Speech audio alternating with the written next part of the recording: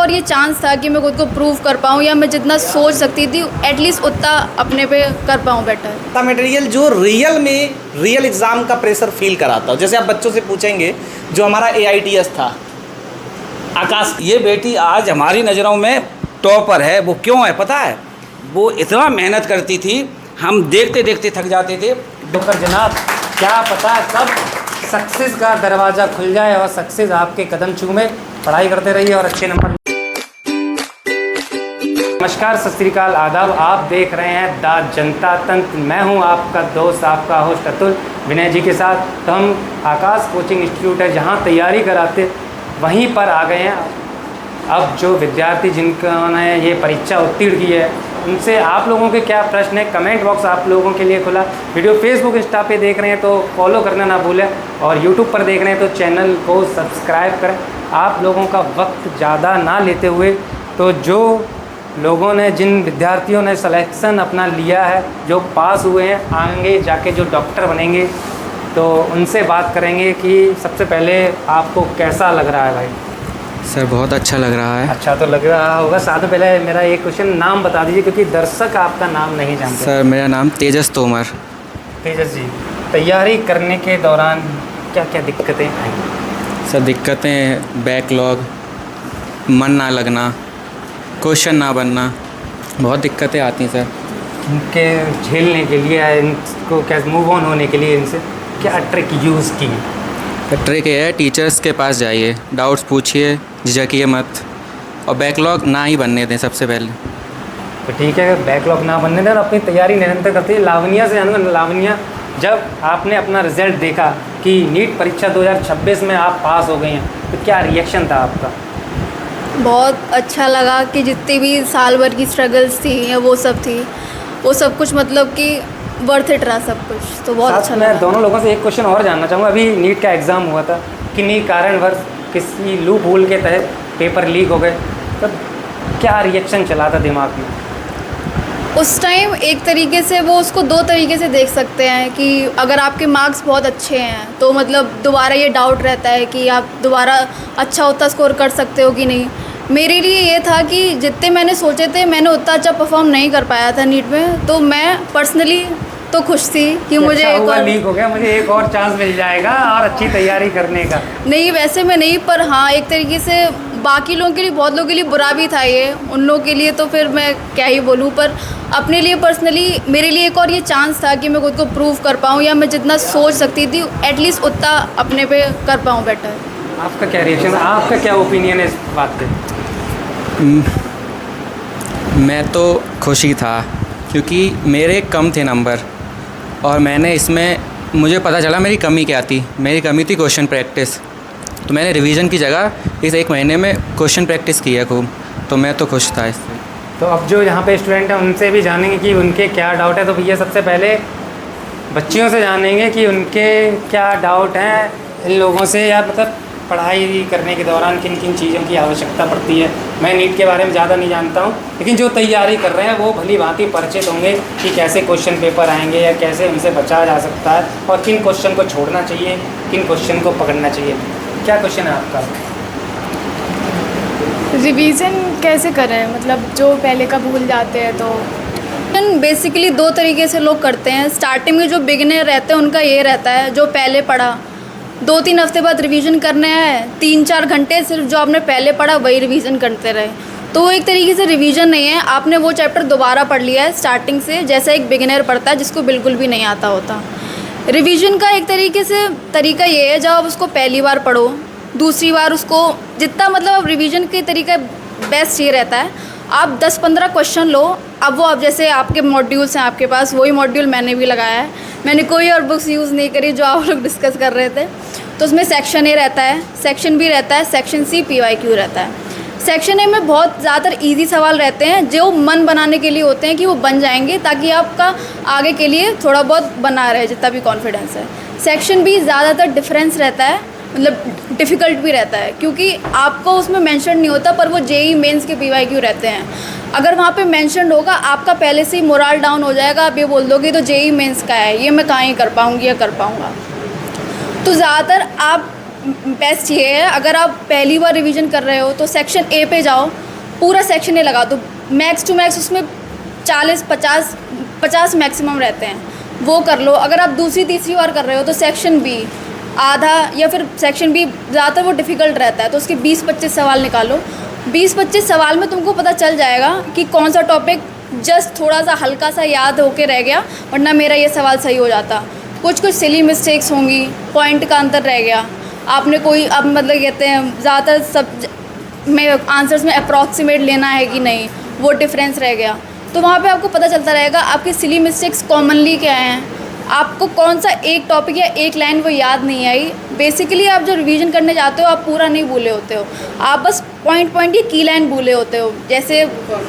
जैसे आप बायोलॉजी की बात करें, अगर आंसर में है आपको लगता है आपने पूरी एनसीईआरटी अच्छे से पढ़ ली, पर वही सेम लाइन आपको पता होती है वो एनसीईआरटी में है, पर वो रियल में आपको याद नहीं आ रही होती वो वर्ड वहाँ पे क्या है। तो रिवीजन में ये है, जो लाइन आपको पता है नहीं याद हो रही या हो सकता है मैं भूल जाऊँ, उसको बस कहीं एक पन्ने में लिख लो। मेरे पास शॉर्ट नोट्स बनाए थे मैंने केवल एक पेज के, वो एक पेज ऐसा है आप एक पेज से आगे नहीं बढ़ोगे, पेज की 2 साइड्स होती हैं, केवल एक पेज पे एक साइड पे जितने पॉइंट्स आप लिख सकते हो, पेज को 4 पार्ट्स में डिवाइड करो या 4 पार्ट्स में, बस लिखते जाओ। फॉर्मूला लिख लिया, कोई एक लाइन लिख ली बायोलॉजी की जो याद नहीं होती, तो ऐसे रिवीजन करना सबसे अच्छा, बेस्ट एक चीज़ और जानना चाहिए, जैसे बायो तो साथ में पढ़ते ही होगे सबसे, बायो के अलावा यह कौन से सब्जेक्ट आपके फेवरेट रहे नीट की तैयारी करने के दौरान? वो नीट के स्टूडेंट का सबका पर्सनली सबसे बुरा सब्जेक्ट फिज़िक्स ही रहता है, वही मेरा भी था। अच्छा, नीट तक था। अच्छा सब्जेक्ट पूछा, उन्होंने बुरा सब्जेक्ट बता दिया। तो फिर अगर बायोलॉजी हटा के मेरा बायोलॉजी और केमिस्ट्री में मेन इंटरेस्ट था। इनऑर्गेनिक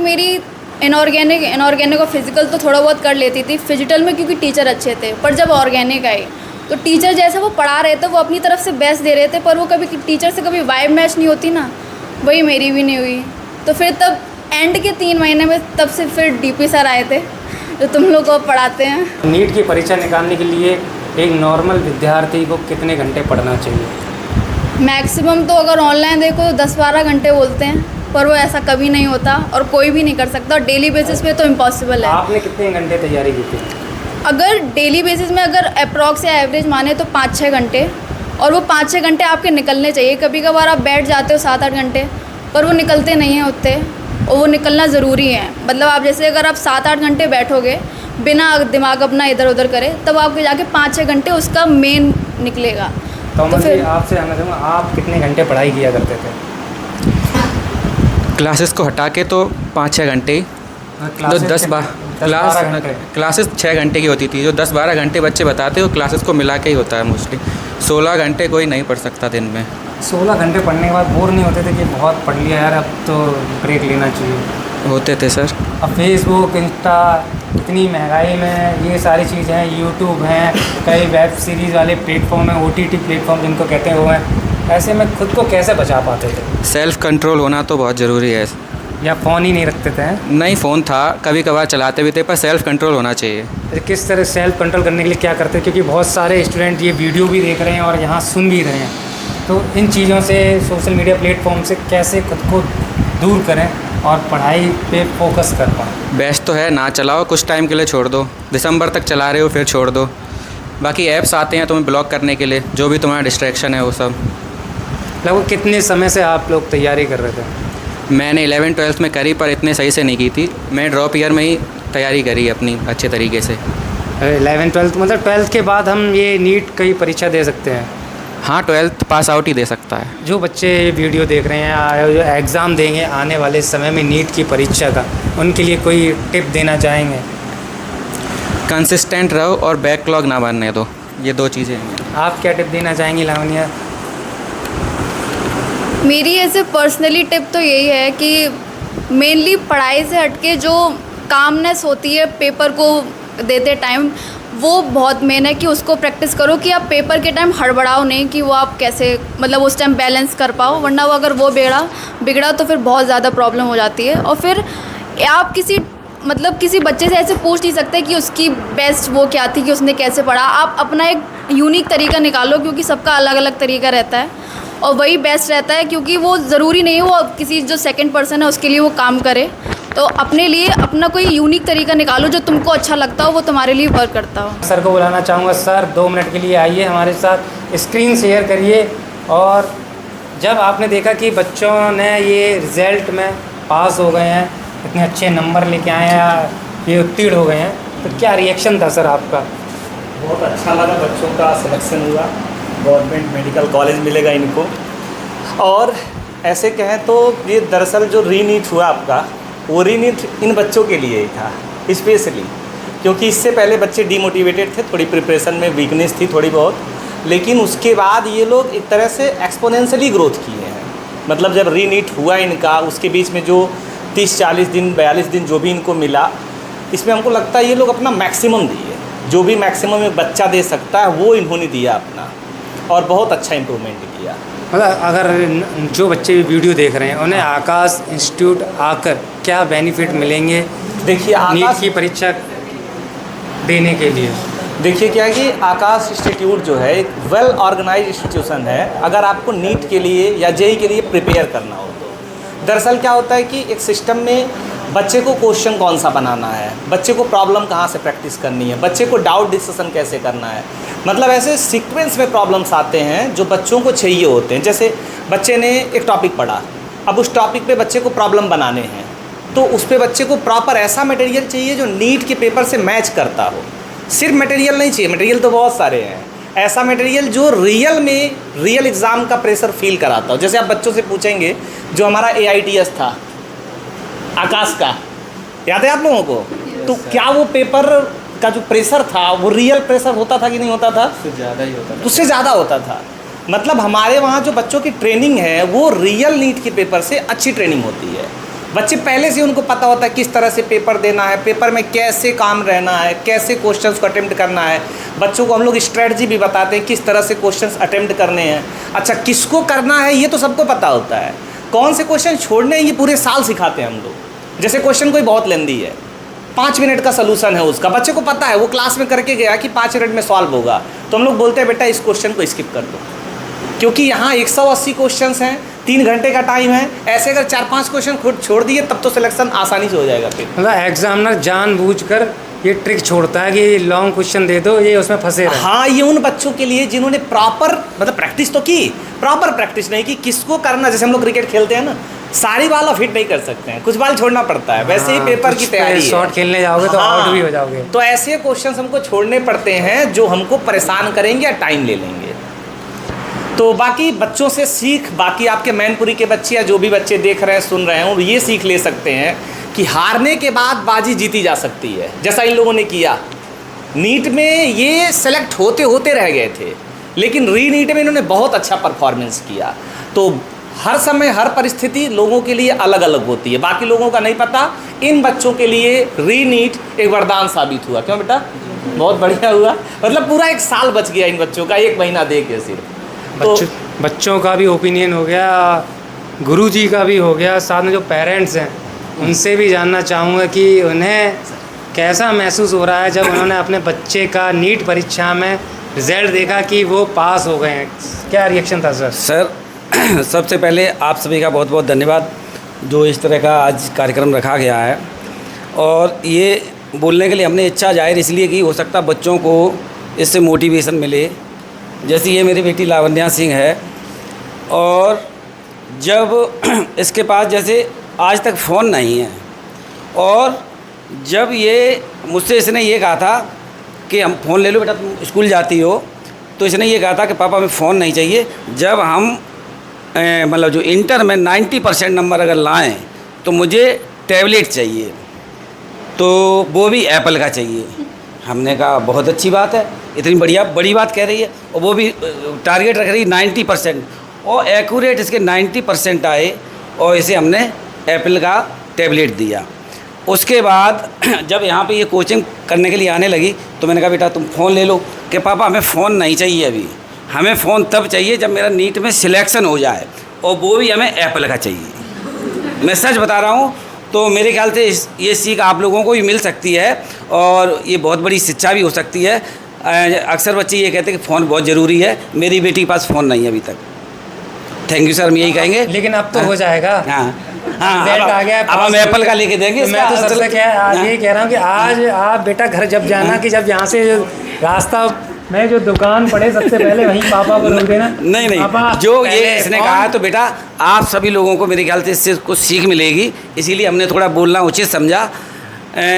अक्सर आजकल जो है फ़ोन का फैशन बन गया है, तो हम यही कहेंगे बेटा फ़ोन की तरह से यूज करिए, पढ़ाई ज़्यादा ध्यान लगाइए। और एक चीज़ और हम बता दें, आज हमारी बेटी के जितने भी नंबर आए हैं हम इतने खुश हैं, इसका कोई सीमा नहीं। वो क्यों, ये बेटी आज हमारी नज़रों में टॉपर है। वो क्यों है पता है, वो इतना मेहनत करती थी, हम देखते देखते थक जाते थे, बिना फ़ोन के पढ़ रही है। देखते वैसे फ़ोन से अपना बिल्कुल टाइम सही। पास बच्चे करते, रात में उठ करके देखते थे, कोई मतलब नहीं, विषय बस से ही टॉपिक चलता था और कुछ नहीं। तो ये हमारे लिए टॉपर है पहले ही, और मुझे पूरा मतलब जो है गर्व है इस चीज़ का। ये इसने जो नंबर प्राप्त किए, इसने बहुत नंबर कम प्राप्त किए, इसके तो बहुत नंबर आने चाहिए। मैं सच बता रहा हूँ, ये जो है बहुत मेहनती लड़की है। So I proud of you, thank you.